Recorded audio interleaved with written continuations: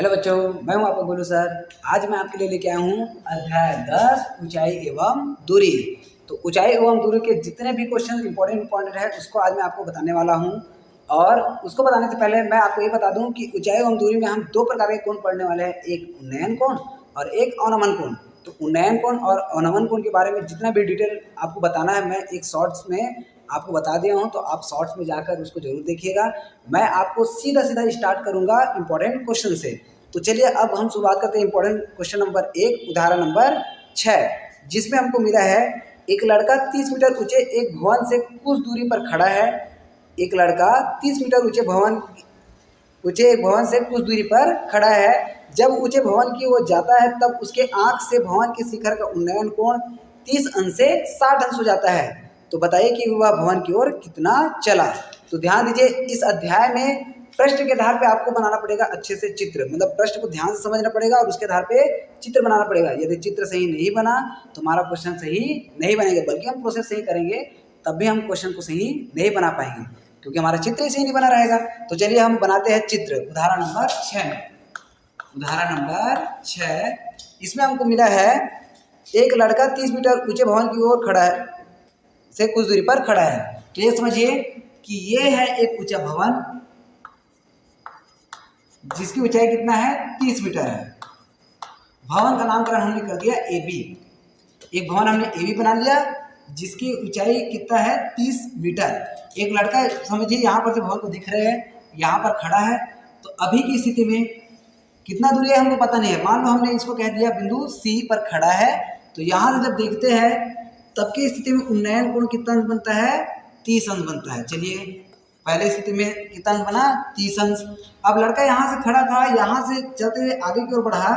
तो मान लो कौन से बिंदु पे आगे, बिंदु डी पर। जब कुछ दूर चलता है तो यहाँ तक जाने के बाद उसका जो उन्नयन कोण बनेगा वहां पर बनेगा कितना अंश, 60 अंश। देखिए पहले स्थिति में कितना अंश बना था, 30 अंश। और दूसरी स्थिति में जब यहाँ से यहाँ तक चला लड़का तो उसके लिए उन्नयन कोण कितना बना आगे जाने के बाद, 60 अंश। तो इस तरीके से हमारा चित्र बन गया। अब इस चित्र में हमको क्या क्या दिया है उसको हम थोड़ा थ्योरी में जमा लेते हैं।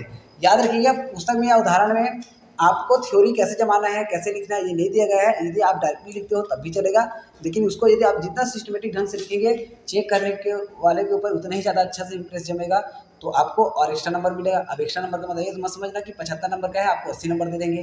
मतलब यदि आप कहीं पे कुछ चूक कर रहे होंगे तो उसको वो नज़रअंदाज कर देंगे, कहने का मतलब ऐसा है। तो चलिए शुरू करते हैं। थोड़ा सा इसको दिमाग देते हैं। भवन की ऊंचाई, भवन की ऊंचाई हमने क्या माना, ए बी बराबर, भवन की ऊंचाई ए बी बराबर मिला हमको 30 मीटर। अब पहली स्थिति मतलब कोण सी पर कितना सा कोण बना रहा है, ए सी बी कोण। इसको हम दिया है के अंतर्गत लिखेंगे, दिया है कोण ए सी बी बराबर 30 अंश। पहले स्थिति हो गया। और दूसरी स्थिति में ए डी बी कोण ए डी बी बराबर हमको कितना अंश मिल गया है, 60 अंश मिल गया है। क्योंकि लड़का यहाँ से यहाँ तक चला तो हम बोलेंगे लड़के द्वारा चली गई दूरी सी डी बराबर, लड़के द्वारा चली गई दूरी कहाँ से कहाँ तक चले हैं, सी से डी तक। कितना चले ये दिया है क्या, ये तो हमको नहीं दिया है, कोई बात नहीं। तो चली गई दूरी हमको डी सी का मान निकालना है। चली गई दूरी वह भवन की ओर कितना चला, मतलब सी से डी तक। सी डी सी मत लिखिए, इसको कर दीजिए सी डी। इसका मान हमको ज्ञात करना है। तो हमको बी डी का मान मिला है क्या, नहीं मिला है, तो हम इसको मान लेंगे। माना बी डी बराबर, ये छोटा सा भाग में दिखाई दे रहा है बी डी, इसको हम मान लेंगे एक्स। अब चलिए हम क्या क्या करते हैं उसको ध्यान देते हैं। पहला काम आपका रहेगा इस त्रिभुज में इंटर करना। आप चाहो तो बड़े त्रिभुज में भी इंटर कर सकते हो, क्योंकि ये लंबवत है, मतलब ये 90 अंश कोण बनाएगा। अब ऐसा तो नहीं भवन ऐसे तिरछा खड़ा रहेगा, भवन तो सीधा ही खड़ा रहता है ना, कि ऐसे तिरछा खड़ा रहता है। भवन सीधा खड़ा रहता है, मतलब यहाँ पर कितना कोण बनाएगा वो 90 अंश। भवन है, मीनार है, इन सब की जब बात आएगा तो वहाँ पर आपको लेना है 90 अंश। ठीक है, तो चलिए अब हम पहले इस त्रिभुज में इंटर करेंगे। क्या नाम है इसका भाई, ए बी डी। तो हम इंटर किए पहले त्रिभुज ए बी डी में हमने इंटर किया। तो इसमें आप ध्यान दीजिए क्या हमको दिया है, क्या हमको निकालना है। तो इसमें तो फिलहाल दोनों ये दिया है और ये निकालना था, तो फिलहाल हमको यहाँ से प्राप्त तो नहीं हो बी डी, उसको हमने माना है। तो आगे बढ़ते हैं, इसमें हम लगा देंगे फार्मूला लंब बटा आधार का। सूत्र क्या लगा देंगे हम? लंब बटा आधार। और लंब बटा आधार किसका, कौन सी त्रिकोणमिति का सूत्र होता है? ये सूत्र होता है टेन थीटा का। अब देखिए मान रखते चलिए, लंब मतलब ए बी हो गया और आधार मतलब बी डी, ये हो गया बी डी बराबर में टेन थीटा का मान हमको यहाँ पर इस त्रिभुज का थीटा का मान कितना अंश होगा? 60 अंश। ये लीजिए हमने इसका भी मान रख दिया। ए बी का मान हमको पता है क्या? देखिए क्या दिया हमको, ए बी का मान 30, तो हमने रख दिया 30 बटा में बी डी का मान हमको क्या प्राप्त हुआ है? x, ये हमने रख दिया x बराबर में टेन 60 अंश का मान होता है करनी 3। तो इस तरीके से हमको क्या मिला, इसको हम ले जाएंगे इधर, तो 30 बटा करनी, एक काम करिए x बस इधर ले जाइए, करनी 3x। अब हमको x का मान यहाँ से चाहिए ना, तो हम क्या करेंगे, करनी 3 को ऊपर से नीचे ले आएंगे। चलिए तो 30 करनी 3 गुणा से क्या करेगा? भाग, तो ये हो जाएगा करनी 3 बराबर में हो जाएगा हमारे पास x। अब इस करनी 3 को हर से हटाने के लिए हम क्या करेंगे, ऊपर नीचे में करनी 3 बटा करनी 3 का गुणा कर देंगे। चलिए तो गुणा कर दीजिए, तो 30 बटा करनी 3 और इसमें गुणा कर दिया हम लोगों ने करनी 3 बटा करनी 3 का, बराबर में हो जाएगा हमारे पास x। तो यहाँ से करनी 3 गुणा 30 करेंगे तो चलिए तो ये हो जाएगा 30 करनी 3 और बटा में करनी 3 गुणा करनी 3 करेंगे तो सिर्फ आ जाएगा 3, बराबर में हो जाएगा x। तो इसको घटाइए, चलिए 30 से कटेगा, 3 से कटेगा 30, तो हो जाएगा 10 करनी 3 बराबर में हो जाएगा हमारे पास x। x का मान हमको प्राप्त हो गया 10 करनी 3। एक काम करिए, इसको दीजिए समीकरण नंबर 1। अब आप क्या करिएगा, इस त्रिभुज में इंटर करिएगा, क्या नाम है इसका? ए बी सी में। चलिए शुरू करते हैं हम, त्रिभुज ए बी सी में फिर से लगा देना हमको लंब बटा आधार।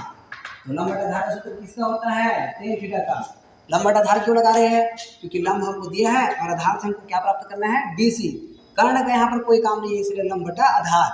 आप चाहो तो वहाँ पर आधार बटा लंब भी कर सकते हो, क्योंकि आधार बटा लंब करेंगे तो यहाँ पर टेन की जगह में क्या लिखना पड़ेगा? कॉट लिखना पड़ेगा। तो आपको सिर्फ ये ध्यान देना है क्या दिया है और क्या निकालना है। आप इसके क्रम को आगे पीछे करेंगे तो उसके अकॉर्डिंग यहाँ पर फार्मूला लगाना पड़ेगा। लंब बटा आधार है तो हमने टेन लगाया, आधार बटा लंब करते तो कॉट लगाते, आंसर वही आएगा। तो लंब का मान हो जाएगा ए बी, बटा में हमको क्या मिला है? BC बराबर में टेन, थीटा का मान हो जाएगा करनी 3, सॉरी थीटा का मान हो जाएगा 30 अंश। चलिए ए बी का मान कितना मिला है हमको? 30 और BC ध्यान दीजिए, अब BC जो है वो मिला है BD और DC से। तो BD का मान हमको कुछ मिला है क्या? देखिए तो BD का मान हमने प्राप्त किया है x, तो हमने इसको लिख दिया x धन, और DC का मान हमको पता नहीं तो उसको हमने जो लिख दिया DC बराबर में करनी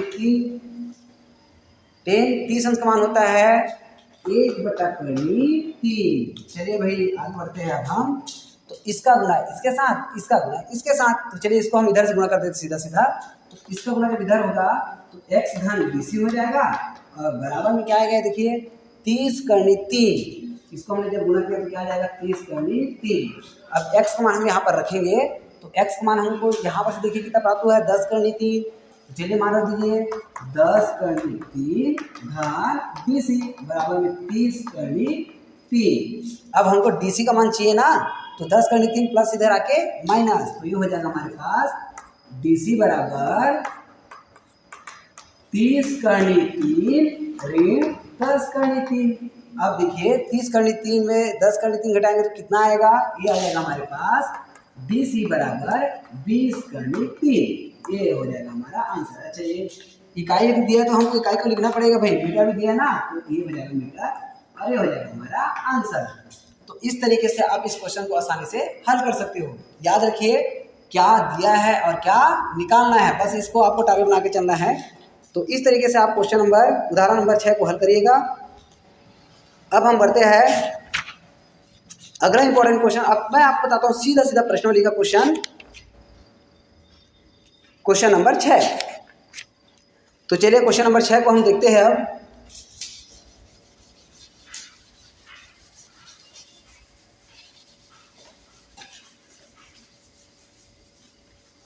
क्वेश्चन नंबर 6 इस साल एग्जाम के दृष्टिकोण से बहुत ज़्यादा इंपॉर्टेंट है।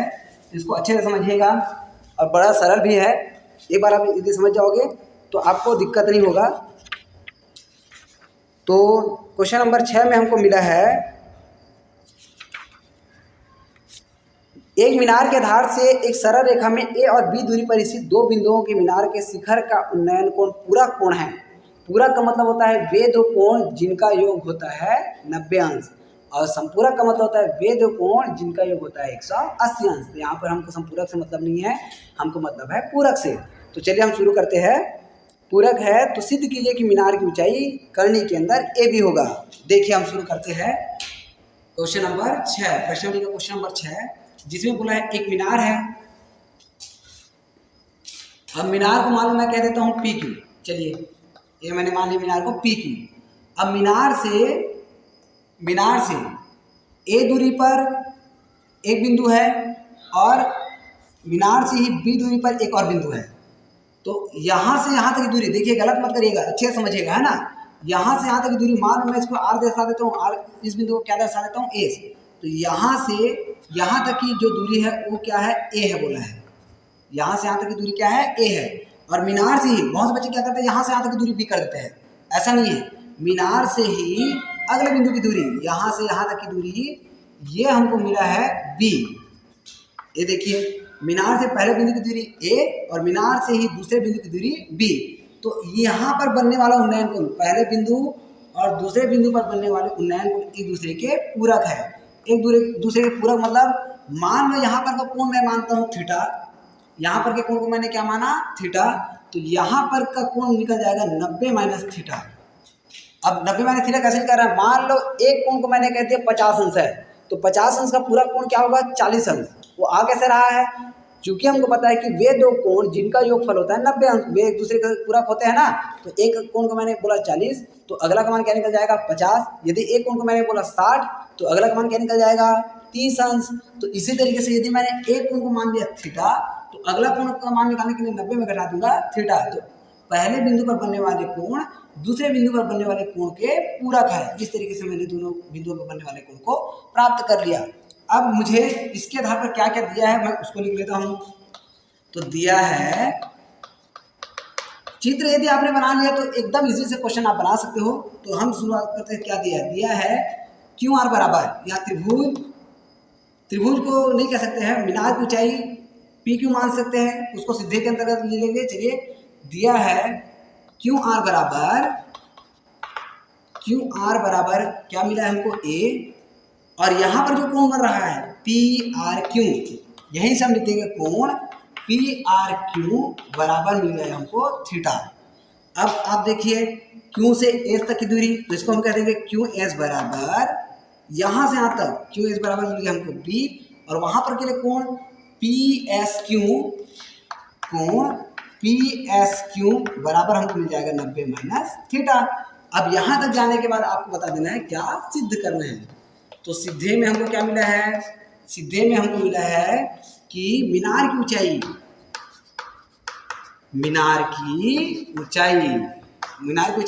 पी क्यू का मान हमको प्राप्त करना है करने के अंदर ए बी। अब देखिए ये हमको दिया है और ये हमको सिद्ध करना है। तो चलिए जैसे हमने पिछले क्वेश्चन में त्रिभुजों में इंटर किए थे, इसमें भी सेम टू सेम त्रिभुजों में इंटर करते हैं। पहले हम त्रिभुज इसमें इंटर करेंगे, नाम क्या है, पी क्यू आर। त्रिभुज पी क्यू आर में क्या दिया है, क्या निकालना है, ये हमको निकालना है, और ये हमको दिया है, मतलब लंब बटा आधार। फिर से हम लगा दिए हम लोगों ने, लंब बटा आधार किसका सूत्र होता है, टेन थीटा का। लंब का मान हमको क्या मिला है, पी क्यू, ये रख दीजिए हम पी क्यू। आधार का मान हमको मिला है क्यू आर, ये हमने रख दिया क्यू आर बराबर में टेन थीटा। अब पी क्यू का मान तो हमको पता नहीं है, तो हमने लिख दिया पी क्यू का पी क्यू, लेकिन क्यू आर का मान तो पता है ना। देखिए तो क्यू आर का मान क्या पता है, ए, तो ये हो गया ए बराबर में टेन थीटा। अब पी क्यू का मान हमको निकालना है, टेन थीटा हमको मिल गया है। चलिए इसी को आप दे दीजिए समीकरण नंबर ए, कोई दिक्कत नहीं है, इसी को हमने क्या दे दिया, समीकरण नंबर ए। अब आगे बढ़ते हैं त्रिभुज पी क्यू एस में, कहाँ इंटर कर रहे हैं देखिएगा, अब पी क्यू एस में इंटर कर रहे हैं ना।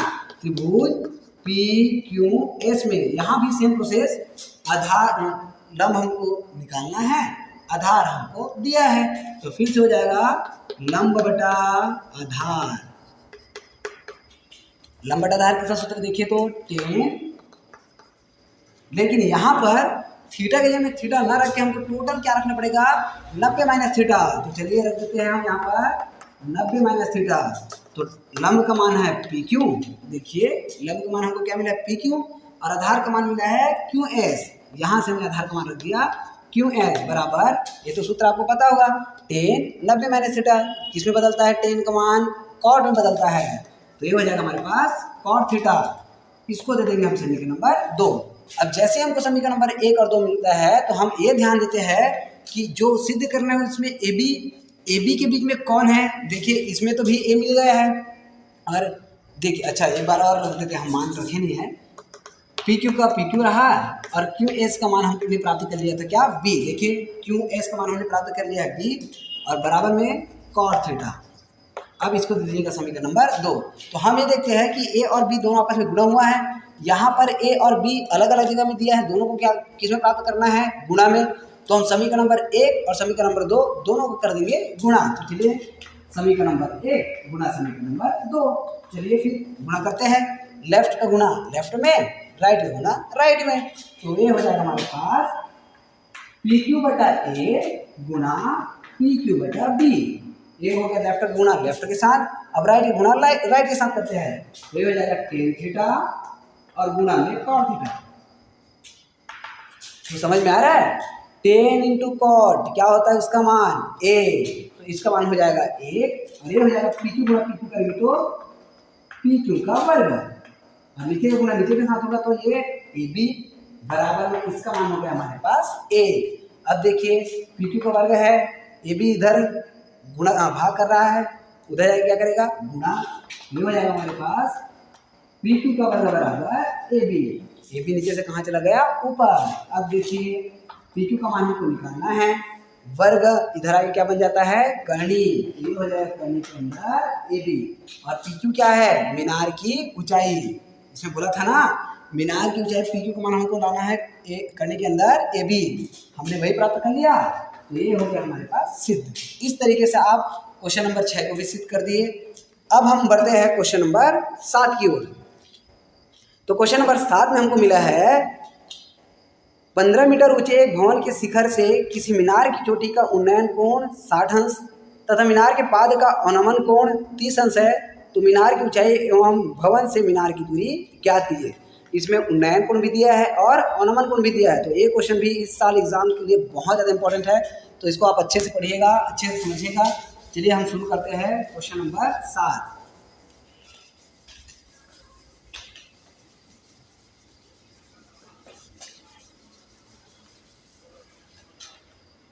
क्वेश्चन नंबर 7 में हमको मिला है 15 मीटर ऊंचे एक भवन है, तो क्वेश्चन के आधार पर हमको क्या बनाना है चित्र। तो चलिए शुरू करते हैं क्वेश्चन नंबर 7। ये हो गया एक भवन जिसकी ऊंचाई कितना दिया है 15 मीटर, भवन को हमने मान लिया ए बी, इसकी ऊंचाई हमने मान लिया 15 मीटर, भवन की ऊंचाई को हमने क्या मान लिया ए बी। अब आगे जो बोला गया मीनार की चोटी का उन्नयन कोण 60 अंश। अच्छा एक मीनार है, ये हमने बना दिया एक मीनार, भवन से कुछ दूरी पर एक मीनार है। अब देखो इस भवन के चोटी से, भवन के शिखर से मीनार की चोटी, तो ध्यान दीजिए अब चित्र कैसे बनेगा। यहाँ पर हम खड़े हैं, यहाँ पर हम खड़े हैं और मीनार की चोटी की ओर देख रहे हैं, मान लो मीनार को हमने मान लिया सीढ़ी, तो मीनार की चोटी का उन्नयन कोण देखिए, यहाँ से हम जब देख रहे हैं तो कितना दे रहा है ये हमको 30 अंश, तो यहाँ पर से हम देख रहे हैं मतलब हमको यहाँ पर प्राप्त करना पड़ेगा क्षैतिज रेखा। तो चलिए हमने प्राप्त कर लिया क्षैतिज रेखा, तो यहाँ पर का कोण जो बनेगा कितना बनेगा बोले है 30 अंश। भवन के शिखर से हम देख रहे हैं मीनार की चोटी को, तो ऊपर की ओर देख रहे हैं उन्नयन कोण, तो कितना देगा हमको 30 अंश, तो इसीलिए हम यहाँ पर क्षैतिज रेखा प्राप्त कर लिया। मान लो इसको हमने बिंदु दे दिया ई। अब आगे बढ़ते हैं, इसमें बोला है मीनार की चोटी का उन्नयन कोण, अच्छा सॉरी इसमें दिया है 60 अंश और अवनमन कोण को दिया है 30 अंश। ये दिया है हमको 60 अंश और मीनार के पाद का अनुमान कोण, इधर हमको 60 अंश मिला, इधर हमको मिल गया 30 अंश। ये कोण जो मिला है, मीनार की चोटी का उन्नयन कोण 60 अंश और मीनार के पाद का अवनमन कोण 30 अंश।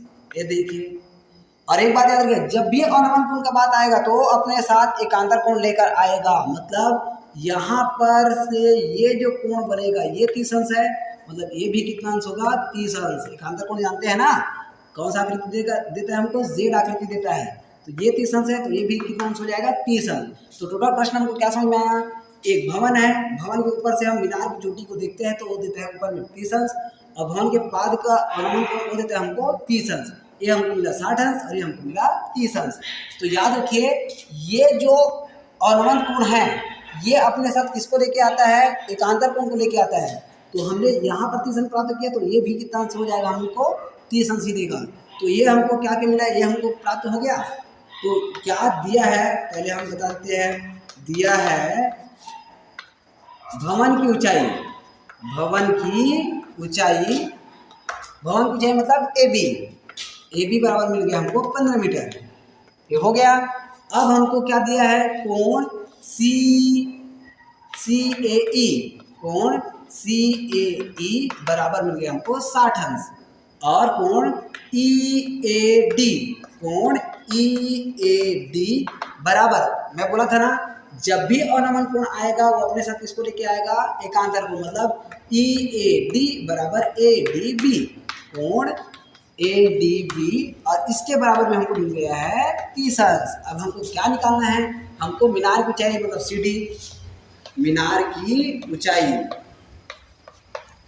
मीनार की ऊंचाई CD का मान ज्ञात करना है, और मीनार से भवन की दूरी, भवन व मीनार की दूरी, मीनार के बीच की दूरी कह सकते हैं हम इसको, बीच की दूरी मतलब BD। और याद रखिए BD जितना रहेगा उतना ही कौन रहेगा, AE भी रहेगा। BD बराबर AE, और इसका मान हमको करना है ज्ञात। एक बात और देखिए, AB का मान जो है वही ED का युक्त मान होगा, तो हम इसको भी लिख सकते हैं AB बराबर ED, और इसके बराबर में हम लिख सकते हैं 15 मीटर, क्योंकि ये जितना है उतना ही ये रहेगा। अब हम बढ़ते हैं आगे। अब देखते हैं हम, पहले हम त्रिभुज इसमें इंटर कर सकते हैं या तो इसमें इंटर कर सकते हैं, किसमें इंटर करेंगे, अब इसमें इंटर करेंगे तो हमको लंब चाहिए या तो आधार चाहिए, ना ही हमको लंब मिला और ना ही आधार, तो हम पहले अब इंटर करते हैं इसमें। तो इसमें इंटर करने के लिए या तो लंब चाहिए या तो आधार। तो हम देखते हैं कि भाई AB का मान तो मिल गया हमको 15, लेकिन BD का मान तो मिला नहीं है। तो चलिए ठीक है, इससे काम चलाते हैं, मतलब लंब दिया है और आधार हमको निकालना है। कौन से त्रिभुज में इंटर कर रहे हैं हम, ABD में। तो त्रिभुज ABD में इसमें हमको लंब निकालना है, अच्छा लंब दिया है और आधार हमको निकालना है, मतलब लंब बटा आधार। सूत्र क्या हो जाएगा हमारे पास, tan थीटा। तो लंब बटा आधार का सूत्र क्या होता है, tan थीटा। लंब का मान AB और आधार का मान हमको मिला है BD, ये हो गया BD बराबर tan थीटा। और देखिए यहाँ पर थीटा का मान हमको कितना रख के चलना पड़ेगा, देखिए तो थीटा का मान हमको रखना पड़ेगा 30 अंश। चलिए भी AB का मान हमको पता है 15, बटा में BD का मान हमको पता नहीं है, बराबर tan 30 अंश का मान होता है 1/3। tan 30 अंश का मान होता है 1/3।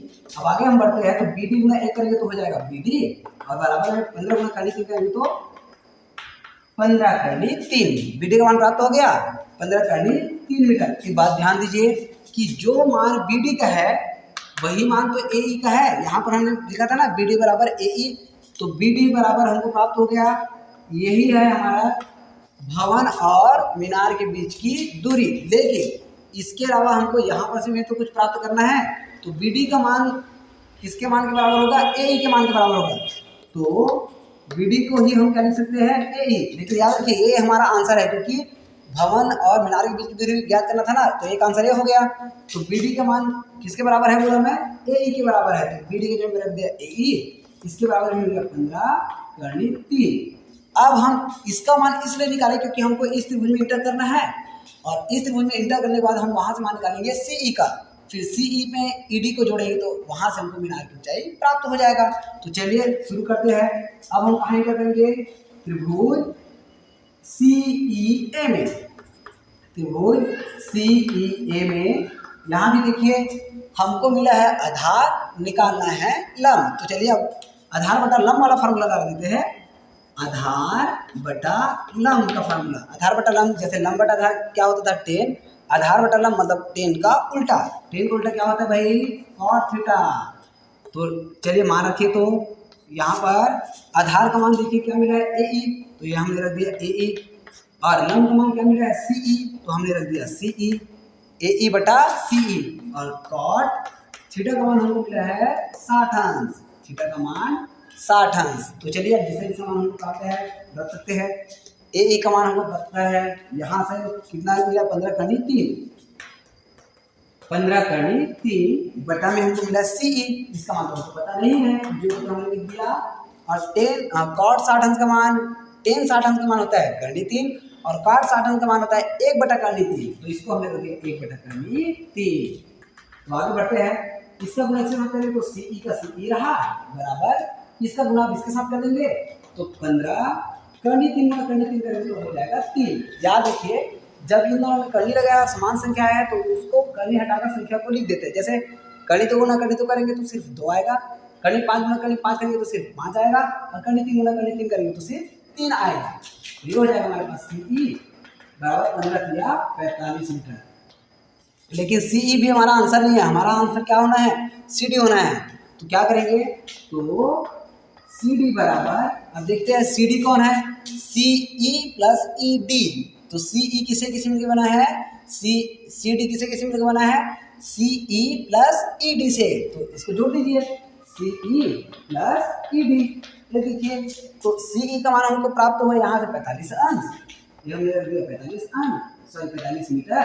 और ED का मान हमने क्या प्राप्त किया, देखिए ED का मान भवन की ऊंचाई के बराबर है ना, तो ED का मान हमने प्राप्त किया है 15, ये हो गया 15 मीटर। तो दोनों मिलाकर कितना हो गया 60 मीटर।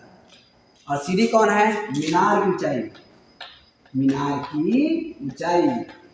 तो एक आंसर ये भी हो गया। तो इस तरीके से दोनों भवन और मीनार के बीच की दूरी 15 कड़ी 3 आया, और मीनार की ऊंचाई निकल गया 60 मीटर। तो ये दोनों हमारा आंसर। इस तरीके से आप इस क्वेश्चन को भी इजीली बना सकते हो।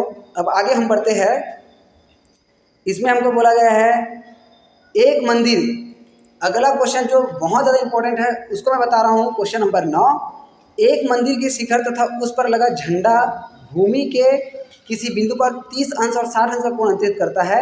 यदि मंदिर की ऊंचाई 10 मीटर है तो झंडे की ऊंचाई ज्ञात कीजिए। ये क्वेश्चन भी इस साल एग्जाम के दृष्टिकोण से बहुत ज़्यादा इंपॉर्टेंट है, तो इसको भी आप अच्छे से समझिएगा। क्वेश्चन नंबर 9,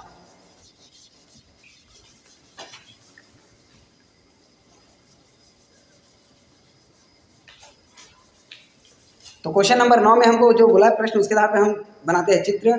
उसमें हमको बोला है एक मंदिर के शिखर पर और उस पर लगा है क्या, झंडा।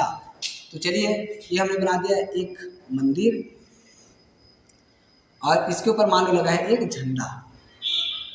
ये हमने लगा दिया, इस मंदिर पे क्या लगा दिया, झंडा लगा दिया, समझिए। ये देखिए ठीक, यहाँ से यहाँ तक समझिए मंदिर है। मंदिर को हमने क्या कह दिया, AB कह दिया, और झंडा को कह दिया C। ठीक, अब एक बिंदु है यहाँ पर, मंदिर के शिखर के लिए उन्नयन कोण जो बढ़ रहा है वो 30 अंश है।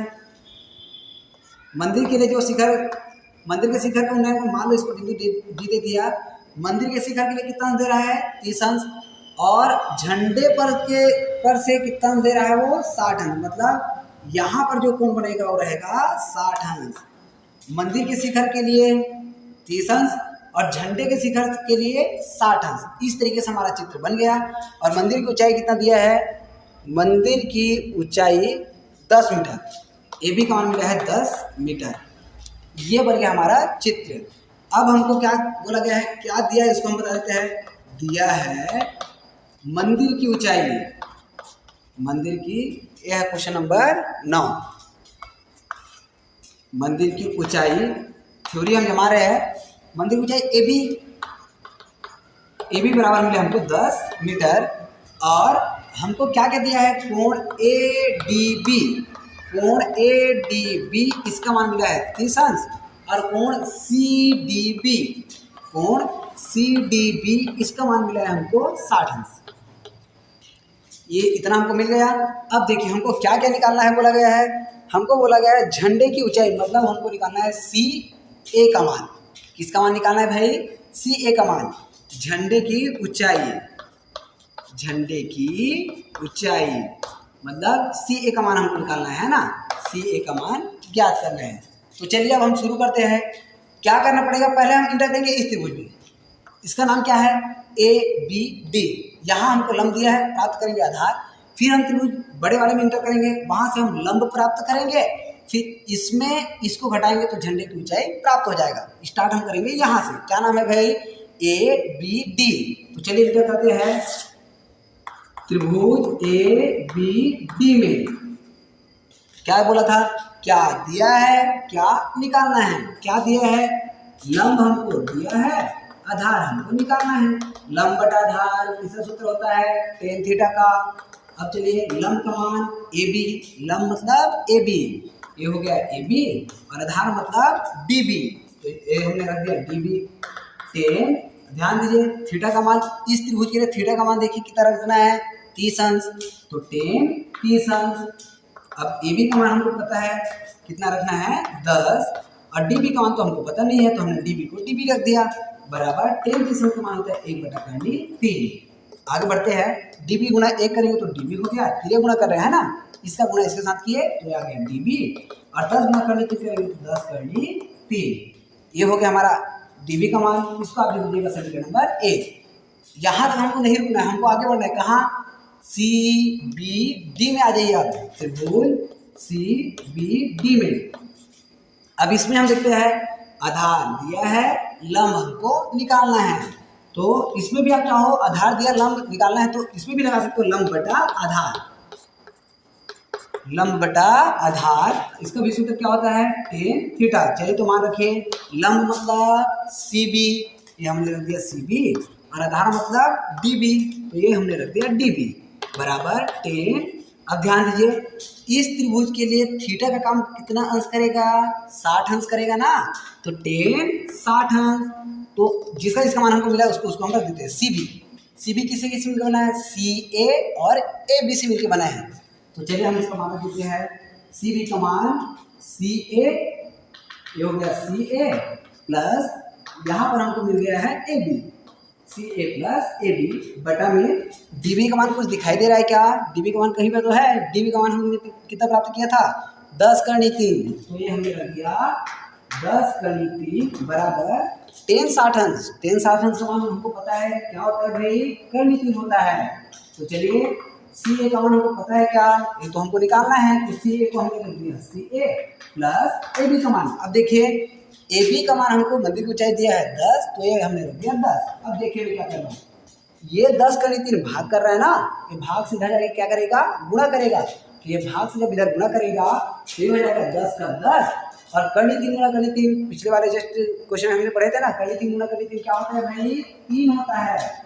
ये हो गया हमारे पास सी ए बराबर, अब देखिए ये प्लस है ना, इधर जाके क्या हो जाएगा वो माइनस, और 10 किया जब गुणा करेंगे तो 10 किया 30, और ये प्लस इधर आके माइनस, तो सी ए बराबर 30 में जब हम 10 घटाएंगे तो हो जाएगा 20, और सी ए क्या है, झंडे की ऊंचाई, झंडे की ऊंचाई ये मिला हमको 20 मीटर। तो इस तरीके से इस अध्याय का भी पूरा का पूरा इंपॉर्टेंट क्वेश्चन मैं आपको बता दिया। इस क्वेश्चन को ज़्यादा से ज़्यादा बच्चों तक शेयर करिए।